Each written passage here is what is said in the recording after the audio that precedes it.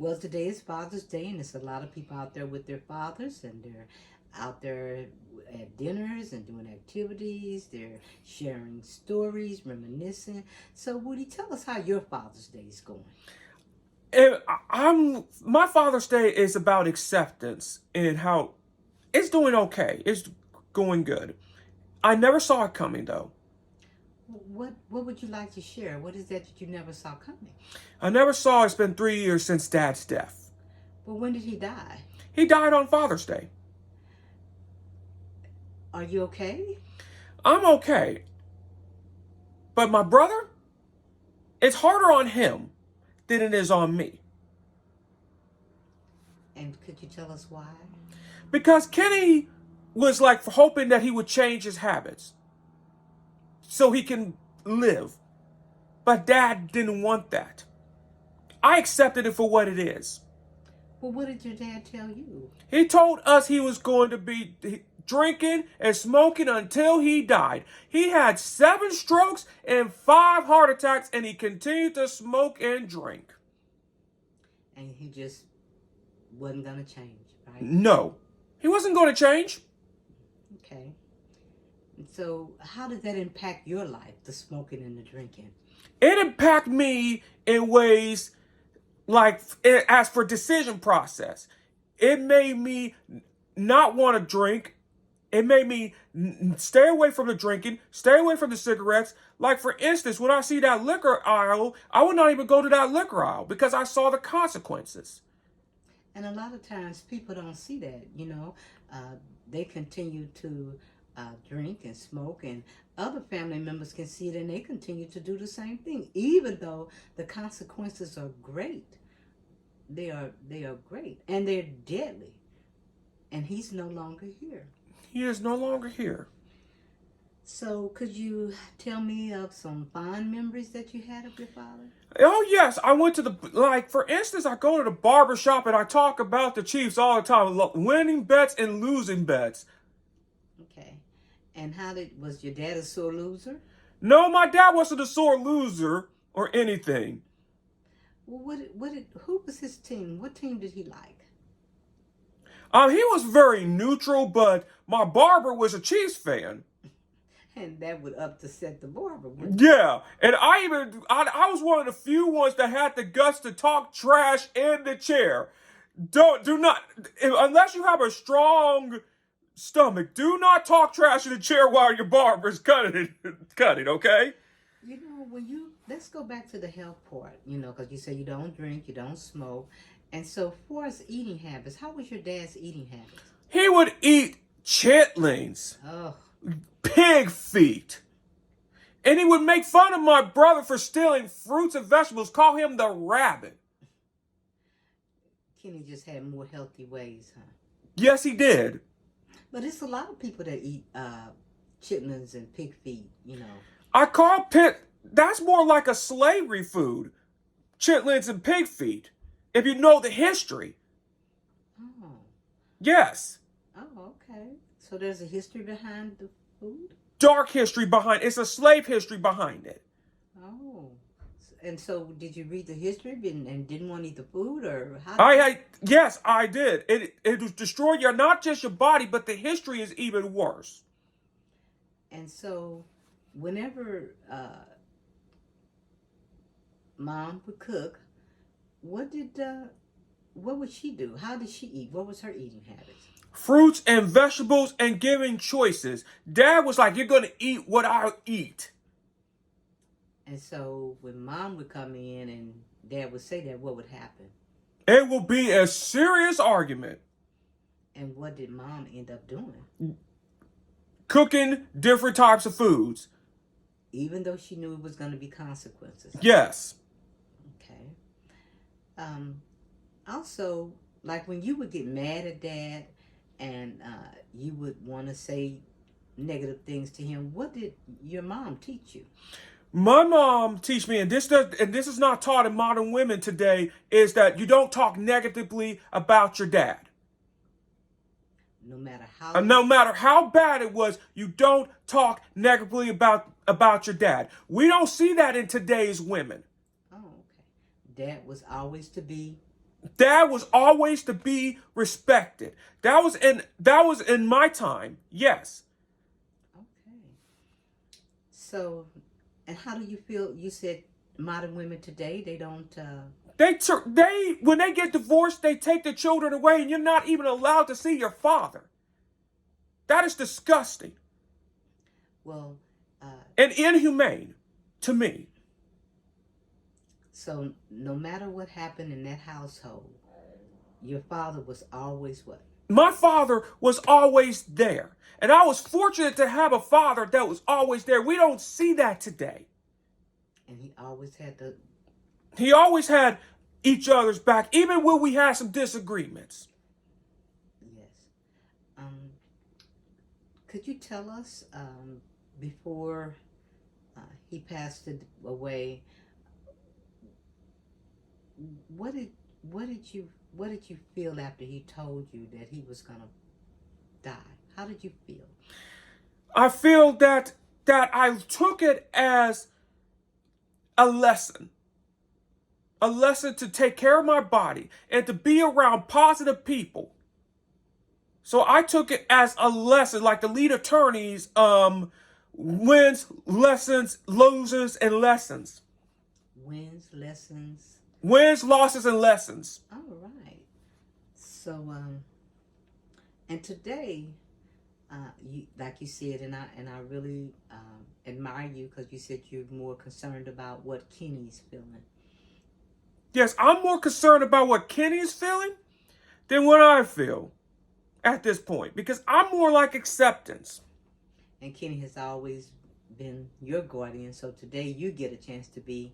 Today, I get to be Kenny's grand guardian.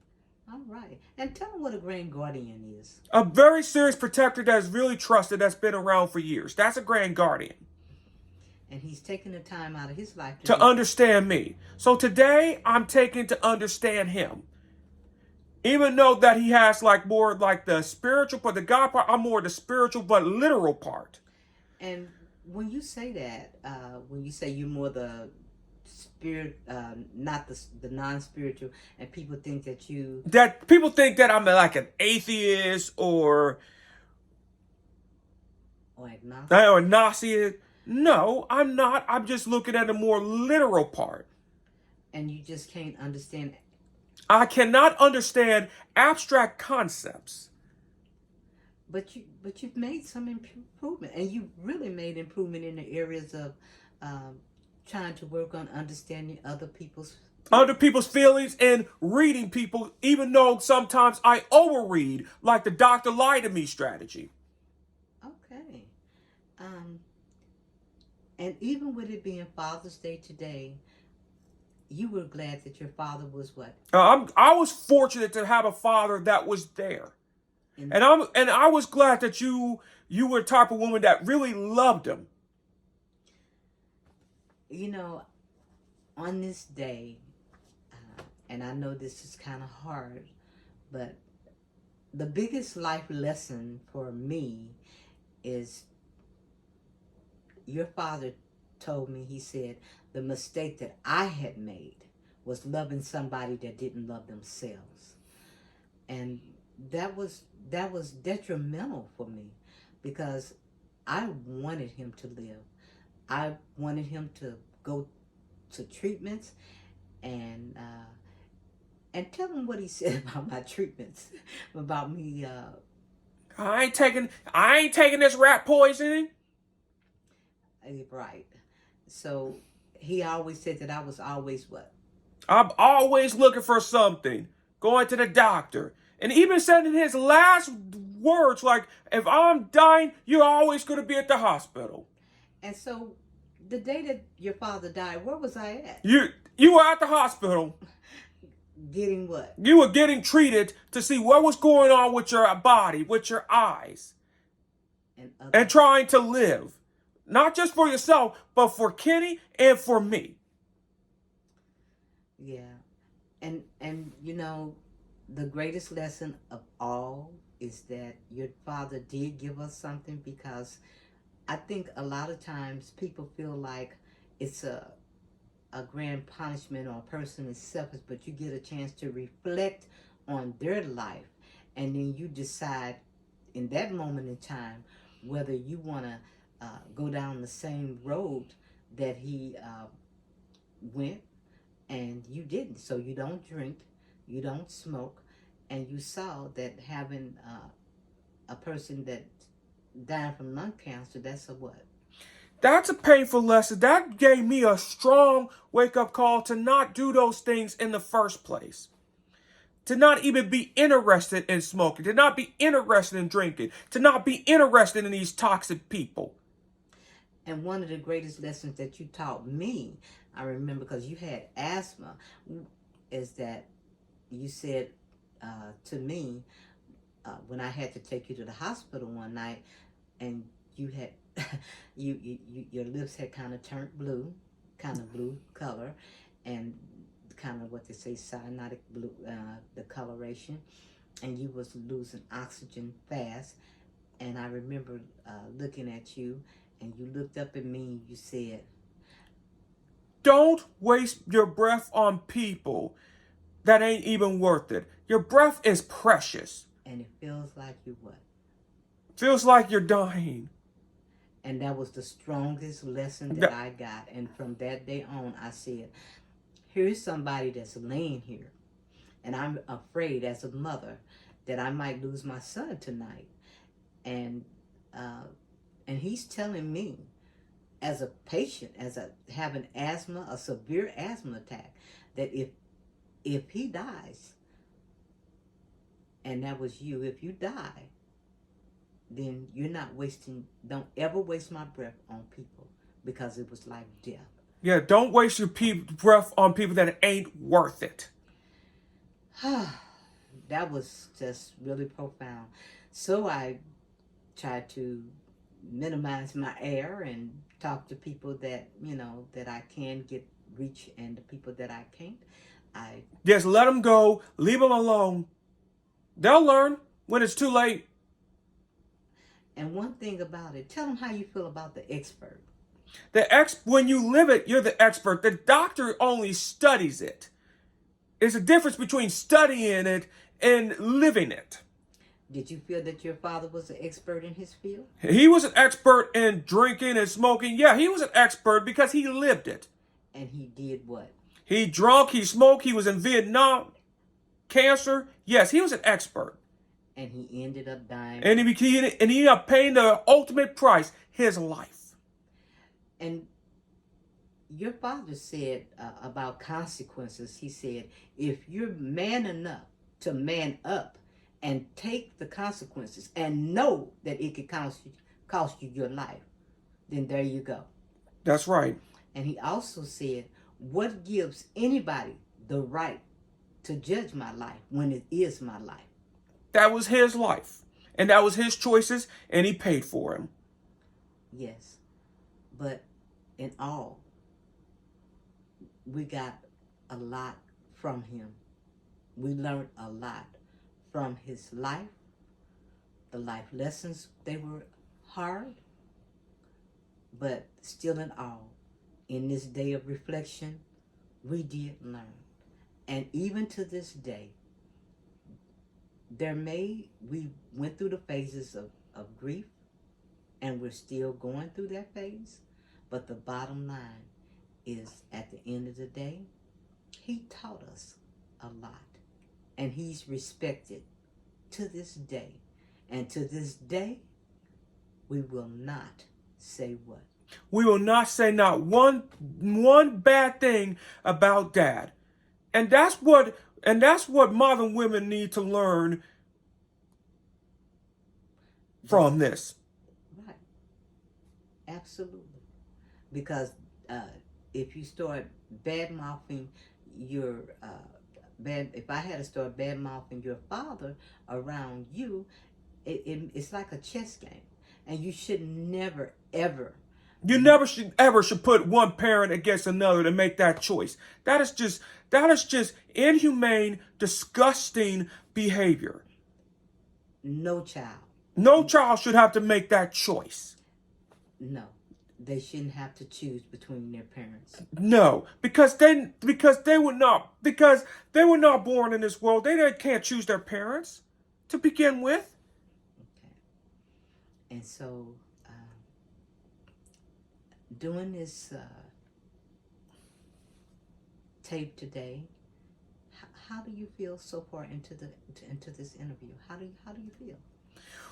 How I feel is acceptance. How I feel is I do every day to not. What can I do every day to better myself so that way I won't fall in the same path as Dad in the first place? Great life lesson, and you're doing an exceptional job. You really are. And what I like about us, I remember when we was taking our class, and somebody mentioned the bear, the 6-foot bear, and that was to bear it all. The symbol of that bear was to bear it all. That was the symbol. And also tell them before we leave, um, tell them that one of the things that angered your father a lot was your what? Was my unique ability. Right. Was my unique ability, which is NLVD. He never understood. He never understood because he never understood himself. He thought I was going to be deaf mute because I couldn't talk. But I was listening. But when I got to 7, I talked, and I never shut up. I talked. That's why I got YouTube. So you got a lot to say. I got a whole bunch to say. All right. And sometimes, I think your dad, through his lens, thought that when you didn't talk and he didn't understand you, the reason why he didn't take the time to... He didn't take the time to learn. He would be opposed to new technologies. He would be opposed to YouTube. He was even opposed to playing games with children like like you used to play Sonic the Hedgehog or Afterburner used to beat them at their own game. Dad was not into playing games. He was a very old school type of person. And if he were alive today, he would have been opposed to AI. He would have been opposed to different movements. He would have been opposed to social media. Absolutely. That's what he would have been opposed to different tribal movements. That's what would have happened with Dad. But change was very difficult. Change was very difficult for him, coming from his generation. But still in all, even if he didn't change his ways, we didn't never what? We never fall in his ways. I look for ways to change myself so that way I don't never want to be like him. Never. I don't want to make the same choices to be like him. And that takes a lot because a lot of people can't identify, And another thing is they're not given the opportunity to really talk through, their hurt or their pain. People don't really want to listen or don't care, and they internalize. They internalize until it explodes in different ways, from crime to drinking, smoking, crime, murder, things like that, or committing sideways. One of the things that kind of really upset your father was when you got your diagnosis. He felt like I was not that normal child, the football player, things like that. Right. And you told him what is what? What do you mean by what? What do you mean by normal? And so what did we do from there after we studied about our diagnosis and we worked around things. Absolutely. And I'm still working around things to this day.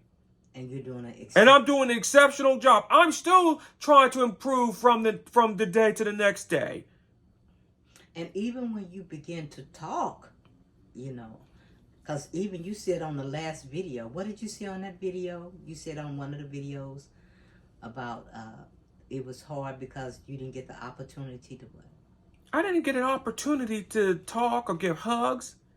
or tell. And tell people that I love you. That's the biggest loss. And I'm going to say that in the next mastermind class. Because when I notice in the lead attorney's mastermind class, wins, losses, and lessons is more materialistic or videos or things like that. But when they don't talk about wins and losses and observations, is in their personal lives.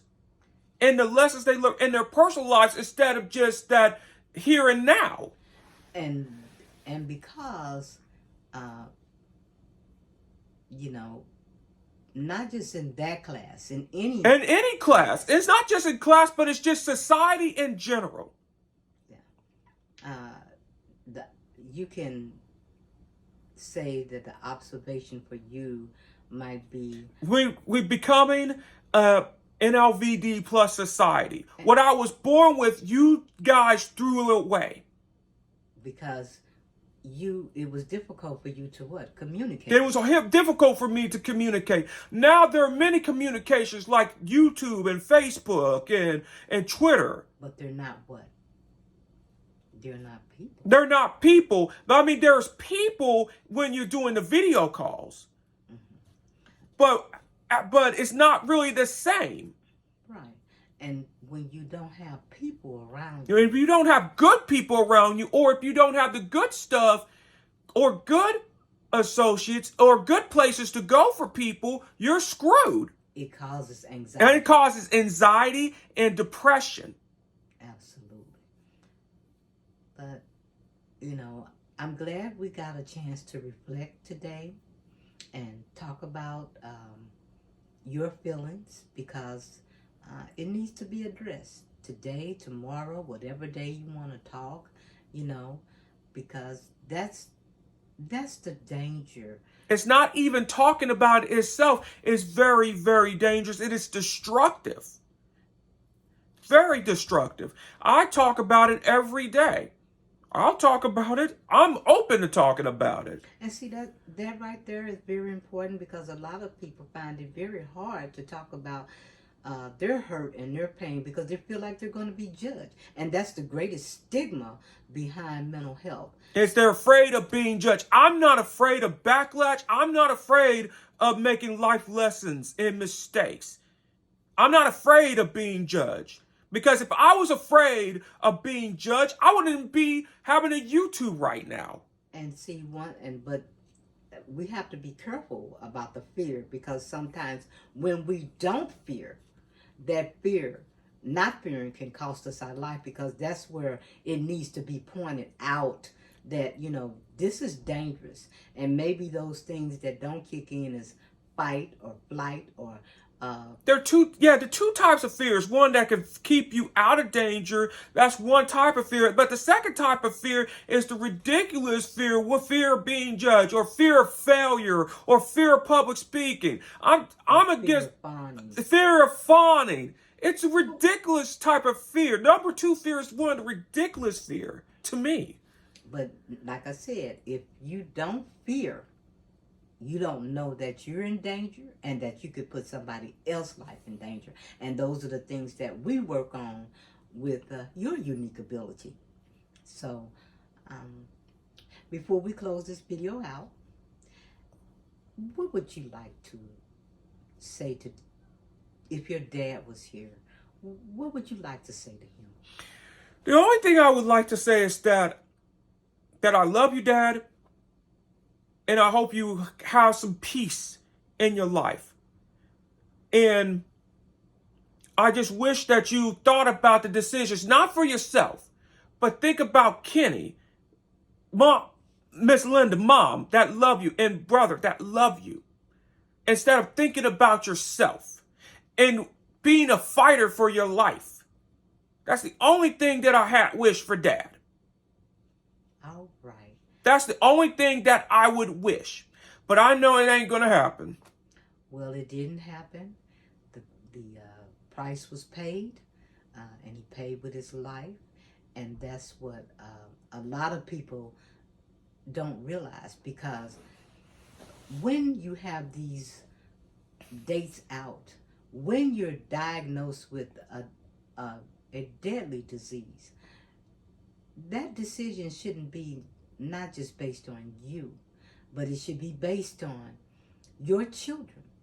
When I was diagnosed, and of course, I was afraid. I'm not going to sit here and tell nobody that I wasn't afraid. They're out your mind. Nobody gets cocky-locky on something like that. You have the right to be scared because there's so much going through your head. And you thinking, I may not make this and I want to go home to my children. But you learn everything. You suit and boot up and you learn. You skill up and you learn and you fight. The surviving part will suck the life out of you. But there will come a time in your life that you are no longer surviving, that you are actually living. And so we're in a state that we still have our grief to deal with, but we have went beyond the surviving part. And we're living and we're continuing to learn. And that's what's going to help us be more in a healthy place and to live a quality of life. And I'm glad that you said that you, if Dad was here, you still would want him to be here. We all have our flaws. Nobody is perfect. And we're not in judgment of anybody. But I'm just glad that you said that. And I know wherever Dad's at, rest in peace, Mr. G. And I hope he found some peace. We miss you. We love you.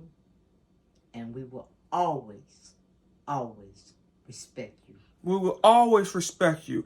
And this is to the fathers right there. Happy Father's Day to all the men, the good men that's trying to be there for their kids, trying to fight to be in their child's life. And to modern women, respect the men that are trying to be fathers in their life. All right. So on that note, we're out.